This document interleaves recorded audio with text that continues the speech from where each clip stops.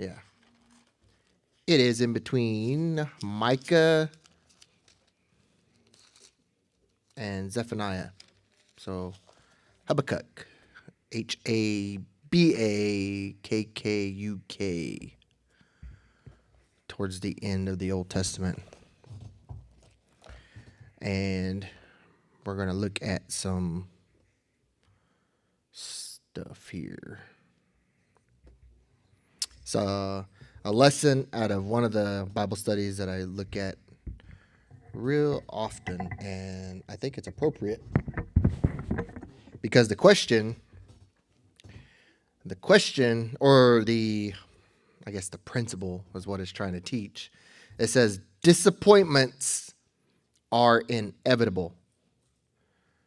But this is the cool part that I seen. It says discouragement is a choice. Life often doesn't turn out the way you think it should. Opportunities that you were counting on don't turn out the way you thought they would. People that you thought you could depend on end up letting you down. Even the plans and expectations that you designed for yourself have been frustrated. It's all very disappointing. What hopes do you have for your life? This is a question for all of us. What hopes do you have for your life? What opportunities, relationships, or situations are you constantly reaching for? It is human nature to have hopes. They motivate you and keep you striving for the best. The way I think about hopes are, what's that phrase? Hopes and dreams. What are your hopes and dreams? When you're talking to kids, what are your hopes and dreams? Well, when I was a kid, right, I had hopes and dreams that I would be a fighter pilot and eventually fly big, ginormous, big, huge, humongo jumbo jets across the oceans, back and forth, flying the cool things. Big old jets hold, and then I think they were developing the double decker airliner when I was a kid. They had talked about it, and we know the 747 Queen of the Skies has the top section, but it's not the all the way down. And what they were developing was all the way down to literally not a skyscraper, but seemed like it would hold. What they were saying was it would hold 1,000 people. You're flying 1,000 people through the sky. It can hold, in its largest configuration, it can hold like 888 or something like that. But then you hold all the personnel in there. So it has 888 seats, and then it has like 30-some personnel. So it's over 900 people. So it's really close. But think about that.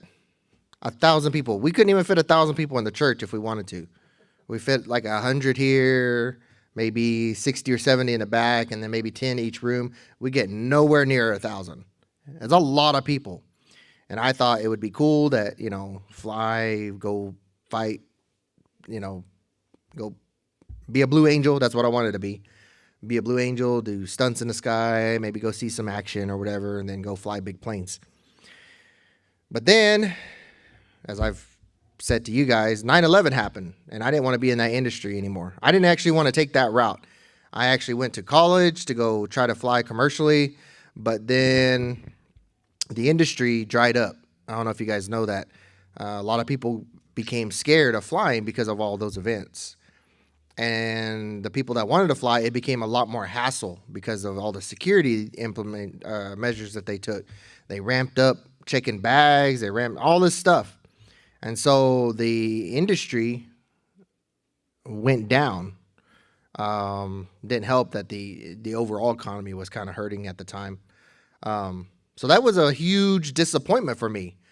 I thought that I would be flying big, gigantic planes, and here I was working at Subway. And it's like, well, maybe you'll get there, maybe you'll do things and all that type of stuff. But there's disappointment.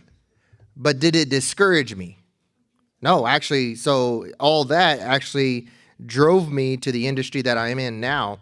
Was I I could have looked at it two ways. Well, I'm never going to fly planes, so there's no point in doing life or any of that type of stuff. So I'm just going to do all these other things that'll keep me busy, but won't help me or motivate me or keep enjoying life, right?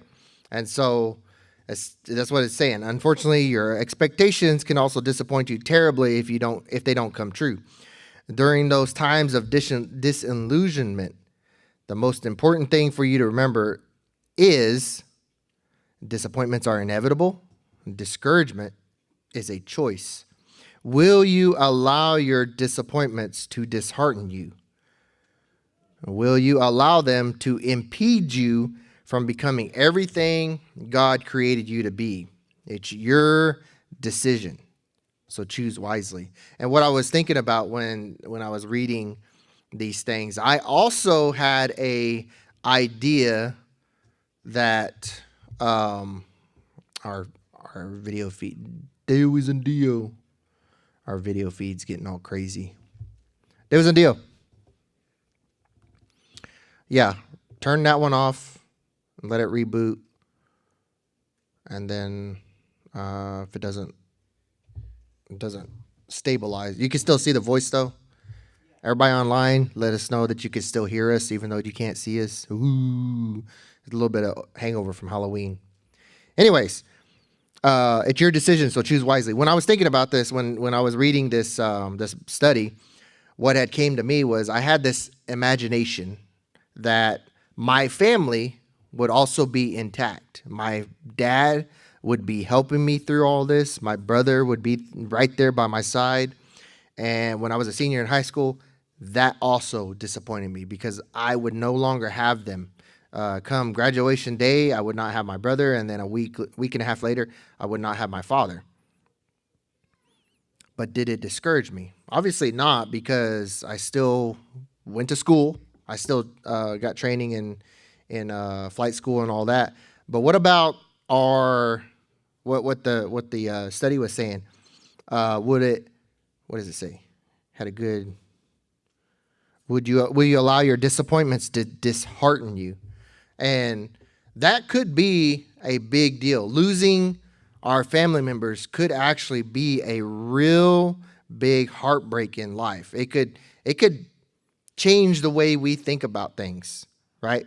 But for me, it actually gave me motivation to work a little bit harder, and not just for myself, but for community, for God. In Habakkuk chapter 3, verse 17, the prophet or minister, he has an expression here that ties in nicely with what we're studying here. It says, though the fig tree does not bud and there is no fruit on the vines, though the olive crop fails and the fields produce no food, though there are no sheep in the pen and no cattle in the stalls, yet I will triumph in Yahweh. I will rejoice in the God of my salvation. Yahweh, my Lord, is my strength. He makes my feet like those of a deer and enables me to walk on mountain heights. And then it goes on to another part, but it says, for the choir director on stringed instruments, that might be actually a song. But what he's talking about, and us natives don't pay attention to that last part. He's not talking about dear woman, dear man, or anything like that. He makes my feet like those of a deer. It's like he's not turning our feet into deer, okay? Anyways, he's talking about disappointment. He's talking about potentially being discouraged about things that aren't happening his way. In here, he's talking about the fields and what God had blessed them with in the agricultural space, but also about food, not just the agriculture, but livestock, right? He's saying he don't have any of that. It's all been taken from them. It's all been repossessed. It's all been destroyed or whatever. But he's saying, yet I will triumph in Yahweh, the Lord. I will rejoice in the God of my salvation. When we're at those times, what would be, well, let's just call a spade a spade. Would it be okay to, a lot of,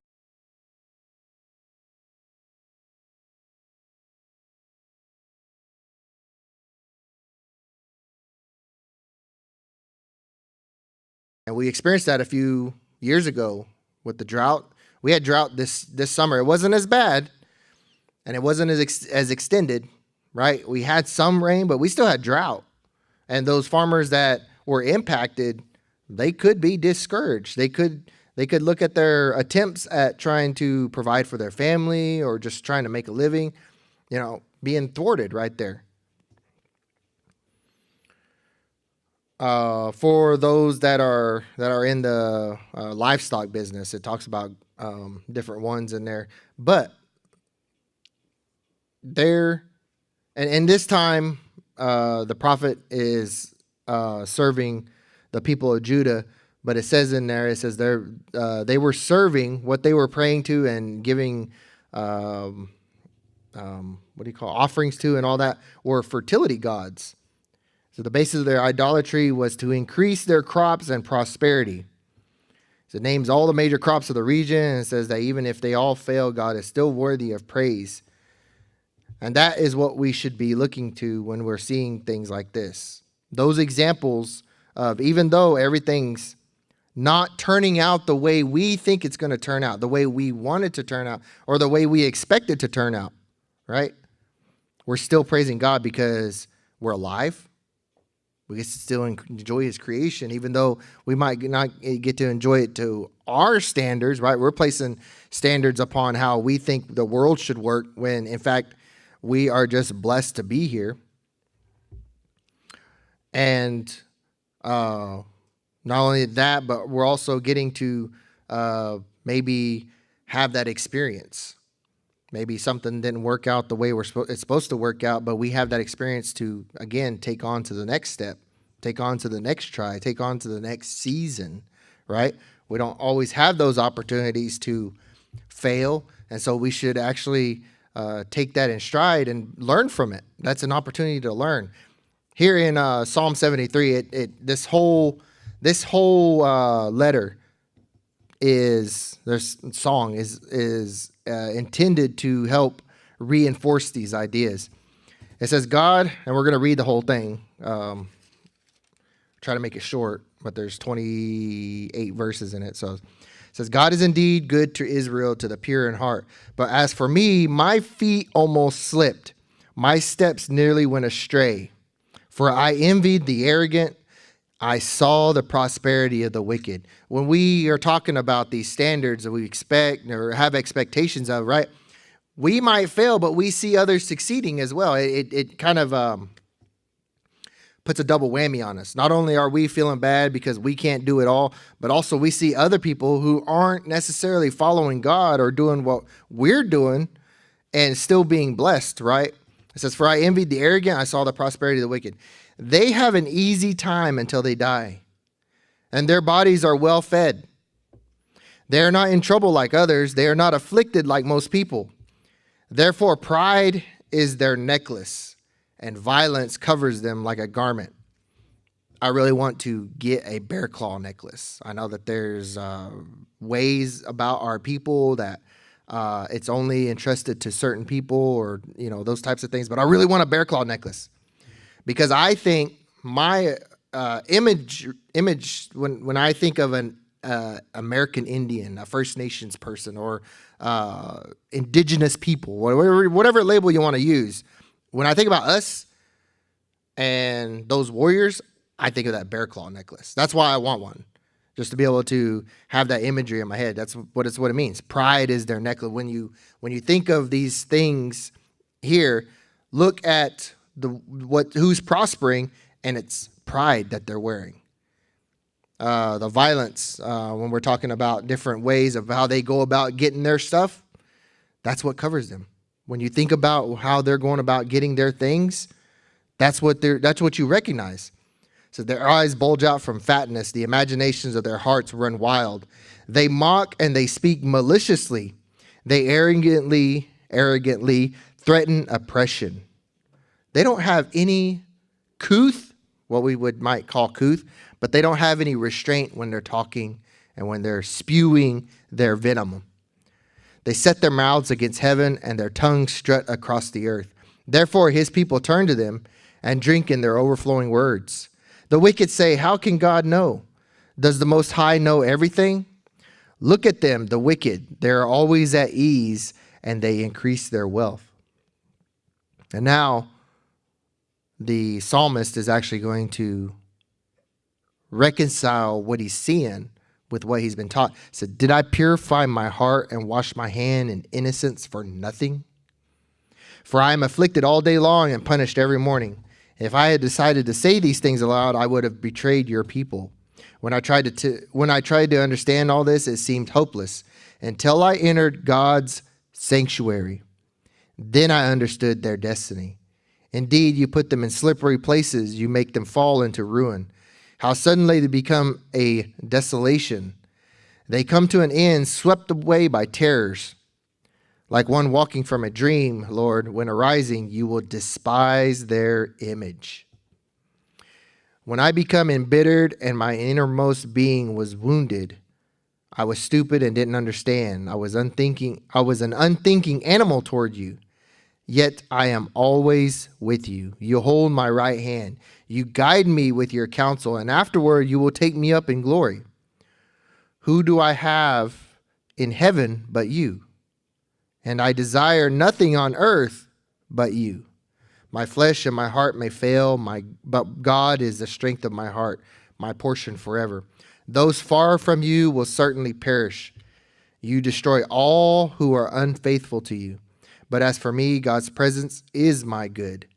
I have made the Lord God my refuge, so I can tell all you do. It says life can be, and going further on with the study, the author, the Bible study I'm doing, the author of it says life can be downright depressing at times. Habakkuk pleaded for God to rebuke the wickedness of his countrymen, but he became disheartened when he found out that the judgment would come in the form of Babylon's invasion of Judah. This is the very core of disappointment. You expect something that will improve your circumstances, but you receive something that makes your situation worse. Habakkuk didn't understand God's ways, but he still trusted in God's wisdom. I will rejoice in the Lord. I will joy in the God of my salvation. The Lord God is my strength. This is what you must do as well, even when God's answer to your prayers isn't what you were hoping for. Trust him because he knows exactly what he is doing. And when we're reading there, right, we see, I went too far into my scrolling. It says, how do you respond to when disappointments come your way? So do you become angry, frustrated, disheartened, or do you say, Lord, I may not know why you allowed this, but I trust you anyway, knowing that your best for my life is still ahead? Which, when we're thinking about it, right, when we respond to these things, we are literally responding to things in this world that is chaos, right?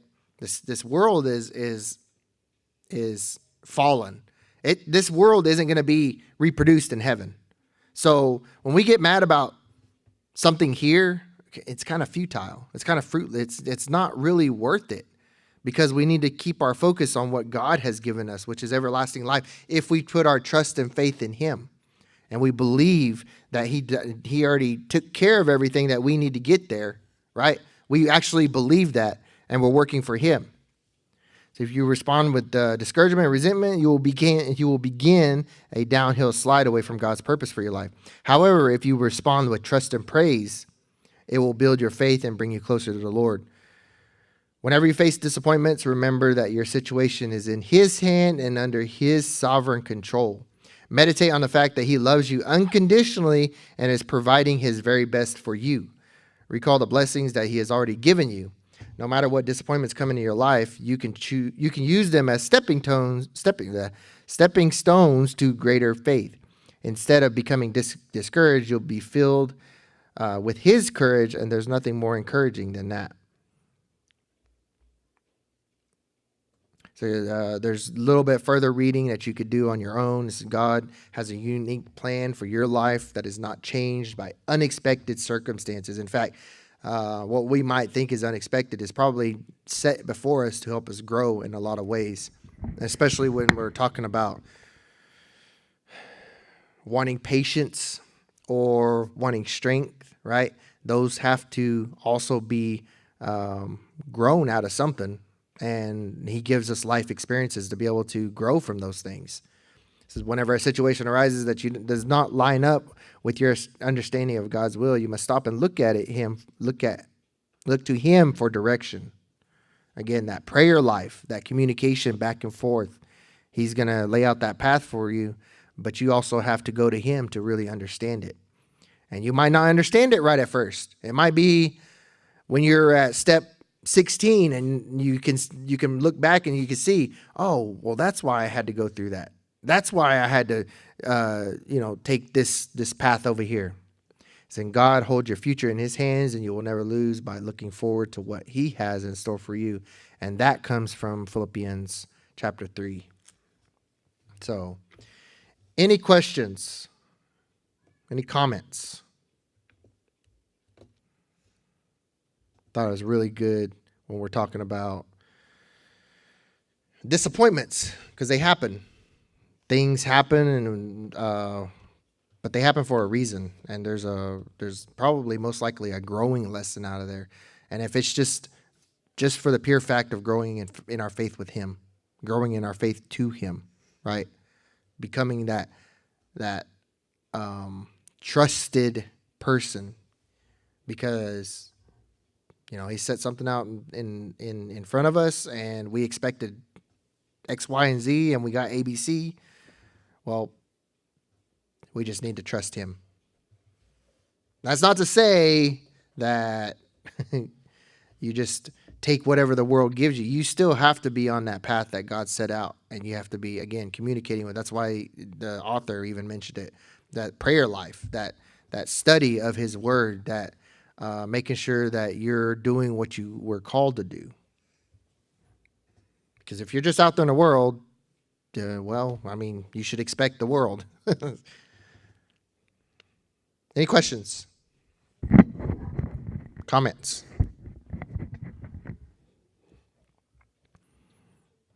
Well, good deal. For those of you online, we're going to go ahead and go to our time of prayer. If you guys have prayer and you guys want to leave us a comment, leave us a note, you want to message us, if you guys have our cell phones or Facebook Messenger or whatever, and you want to contact us that way, totally fine. Let us know what you want us to pray for, and we'll get that listed.